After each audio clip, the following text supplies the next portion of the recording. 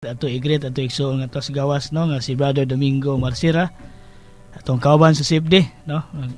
Okay, ato ihatag ni Brother Salbert Dunduyano alang usab sa iyang ipaambit no. Kabayan atong tema karon. Okay. Karon ra ko mga tahuran kay mo pay pagtingog nako. Mayong gabi no mga suki nga tigpaminaw. Ang tema no nato karon uban ninyo may tungod sa kaminyoon. Importante yung kaayo ni okay, usama yun sa mga sakramento.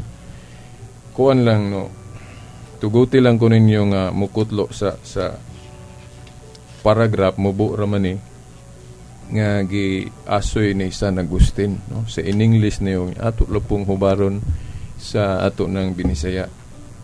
Bali giya ni nato o pahinumdum ni nato nga anaa diha sa maong sakramento no sa kaminyoon. Matud pa ni San Agustin, if you believe what you like in the Gospels and reject what you don't like, it is not the gospel you believe but yourself. No? Atong usbon, if you believe what you like in the Gospels and reject what you don't like, it is not the gospel you believe but yourself. No?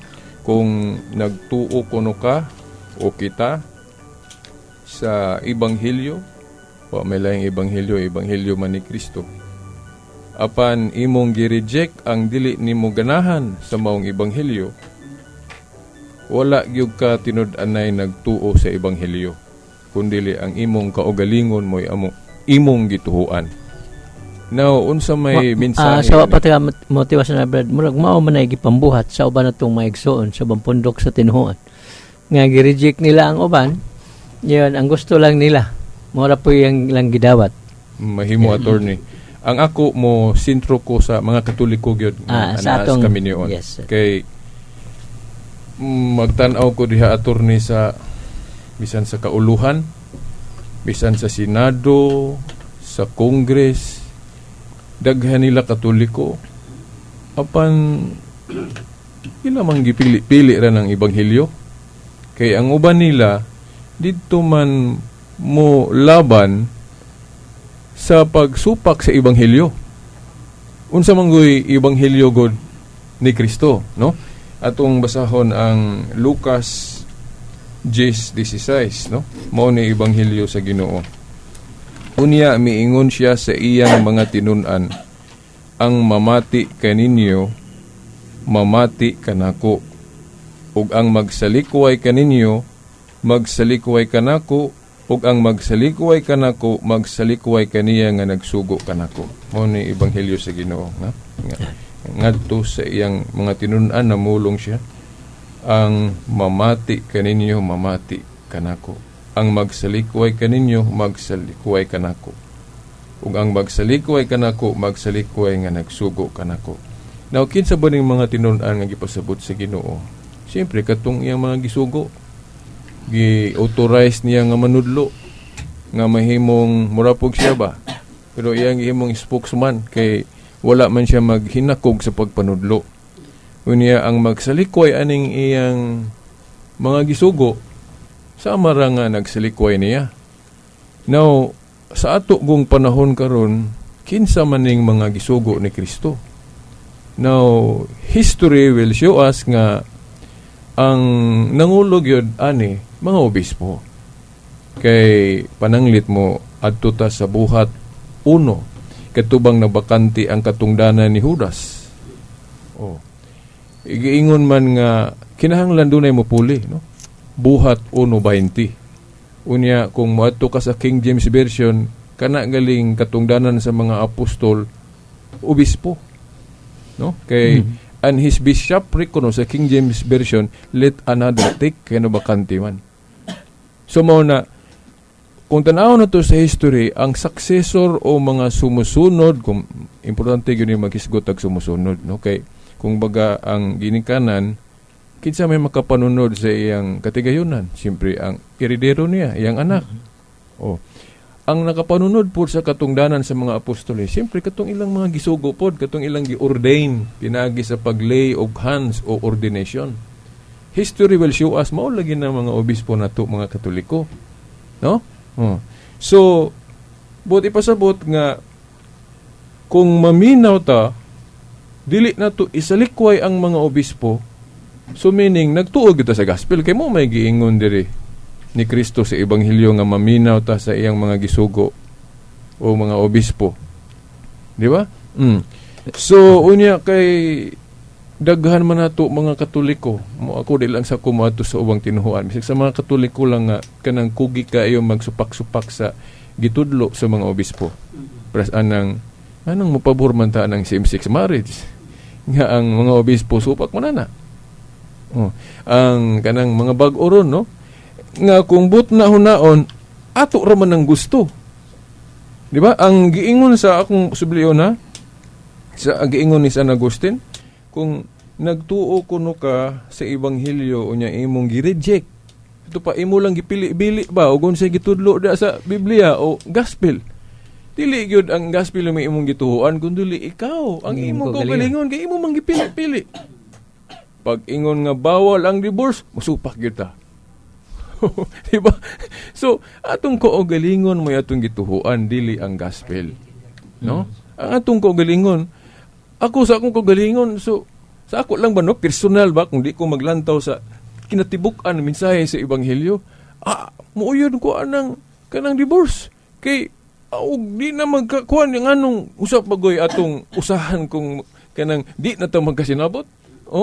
O then, sa ako lang kaugalingon, anong tugta na to ng kanang mga parehas o kanang mga lalaki nga mo ibog po silang isig ka lalaki tugta na aron malipay po na sila. Pero dili mong guna mo gitudlo sa gospel. So, ato yun ang isakripisyo. Kay total ang Christianity, sakripisyo man. Unsa may giingon ni Kristo, kinsa tong buot mo sunod kanako, mo pasan sa krus. Dili gyud literalon nga magpasan jud tag cross nga kanang kahoy, kundi og unsa may mga cross atong kinabuhi, no? Iya kanang maong pagpasan og cross bas. Dili lang na kun bugat ka o unsa atong ibutang o ka sa ato lang gusto, kundi kada adlaw ginapasanon ang maong cross. Nabito to'y pare attorney maingon nga ako lang tugta na sila kay aron panangit og magpolitiko po ko adaog ko kay kuan malipay man ni sila nako. Pero supak man guna sa Ebanghelyo. Alang-alang atong usbon ng Ebanghelyo. Kung usbon na to ang Ebanghelyo, dili ang Ebanghelyo mo'y atong gituhuan, kundi atong kaugalingon. Mao lang na akong paambit ana. Okay, no, dato lang itimbaya po ninyo sa dili pa mo ulo na mga concern ganiha no nga nadungog ninyo sa tuigso nga nagsunod. Ako sab na basahon ning timbaya no nga mayong gabi ninyo mga brad sa FD. Paleho great ni Edgar Lopez, Banoy, Vinci, Minaw sila. Dudoy ni ang inyong soaking listener. God bless you all. Kay magabi po brad no. Then amoy concern ni atong gisundan no, atong igsuon. Sa mga angay na tuntubagon 5 minutos pa man lang si attorney basin ay idugang pa ato naaba siya yung mga gipang brought up po no diya sa kahanginan kaya sa ako lang murag isubli lang niya ang sabat ipapahulay nga murag kapila naman nato ni gihisgutan, so maybe sa sunod na lang po siguro si attorney basig na pay idugang attorney ang katong doon na lagi mga kuhan gyapon mga pangutana nga may kalabutan gyapon sa kaminyoon. Ang ilang pangutana sa niini o gani murag natubag na maglait nato na itong maong concern nila. Nga pwede ba daay kaslon bisan kuno walay gugma ang usa o usag-usa o usa ba ka sa mga parties nga gikasal, pwede ba kuno kaslon? Mga igsoon kanang pangutana dili gali na angay na nga kaslon pa. Kay kanadaan invalido na nadaan kun ang usa walay gugma o katungod na pugos lang siya sa unsa nga hinungdan. Bas, di ba, attorney, murag mo na usa sa ground sa annulment? Annulment, yes. Kung mahibawan. Usa na ana god ang full consent. Nga mao magali na nga panahon sa kasal, pangutan-on jud ka sa pare. Una ang lalaki, ikaw Pedro, imo bang dawaton si Marta isip imong asawa? Mutubag ang lalaki, o padre. Ikaw Marta, imo bang dawaton si Pedro isip imong bana? O mutubag ang babae, o padre. Pero kung napugos lang siya tungod sa mga hinungdan nga wa ta masayod, kana makahimo na siya pag-invalid sa maong kasal o mahimo nang madeklarar sa simbahan. Doon na tayo gitawag ecclesiastical court nga pwede madeklarar sa simbahan ang mahimong makaanol ang simbahan sa maong kasal nga invalido sa sinugdanan.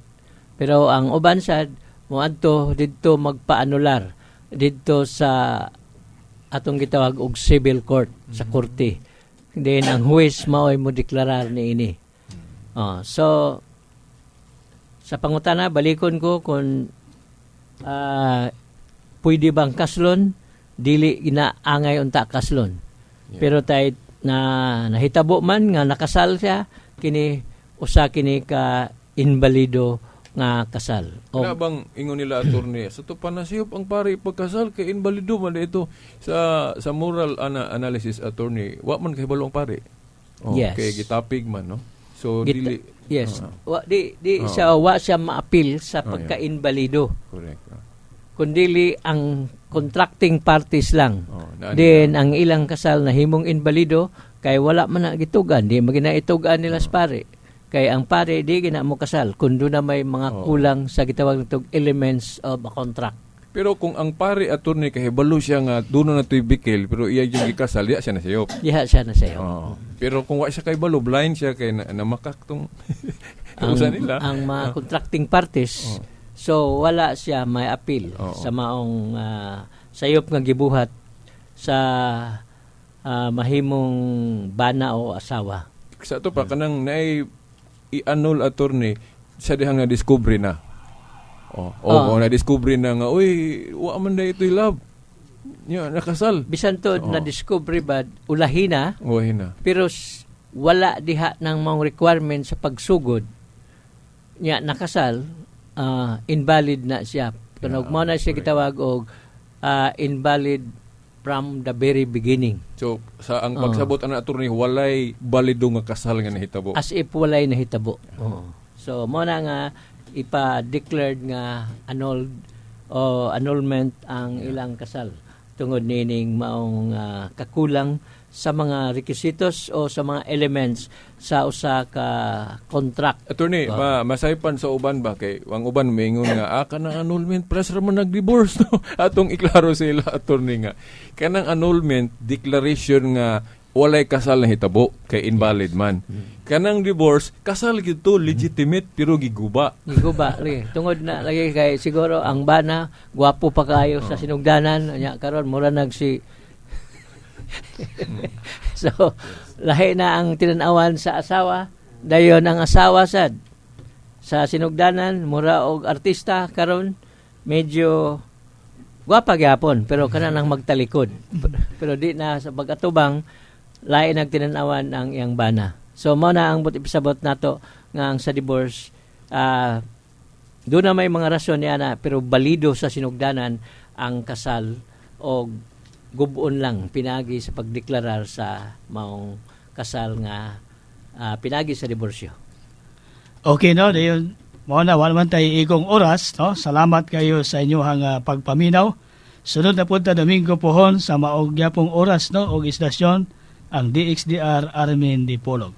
Sa ngalan samahan sa anak ug sa Espiritu Santo. Amen.